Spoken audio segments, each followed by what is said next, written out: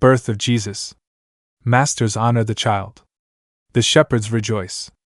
Zacharias and Elizabeth visit Mary. Jesus is circumcised. The time was nearly due for Jesus to be born, and Mary longed to see Elizabeth, and she and Joseph turned their faces toward the Judean hills. The 2 And when upon their way they came to Bethlehem, the day was done, and they must tarry for the night. 2.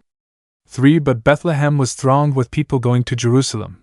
The inns and homes were filled with guests, and Joseph and his wife could find no place to rest but in a cave where animals were kept, and there they slept.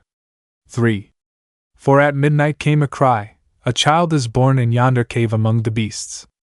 And lo, the promised Son of Man was born. 4.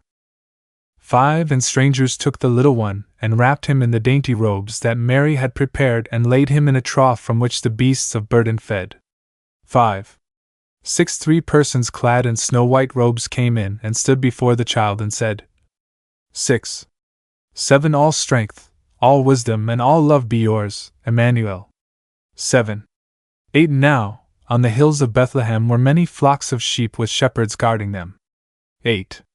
9 The shepherds were devout, were men of prayer, and they were waiting for a strong deliverer to come. 9. 10 And when the child of promise came, a man in snow-white robe appeared to them, and they fell back in fear. The man stood forth and said, 10. 11 Fear not. Behold, I bring you joyful news. At midnight in a cave in Bethlehem was born the prophet, and the king that you have long been waiting for. 11. 12 And then the shepherds all were glad. They felt that all the hills were filled with messengers of light, who said, 12. 13 All glory be to God on high, peace, peace on earth, goodwill to men. 13.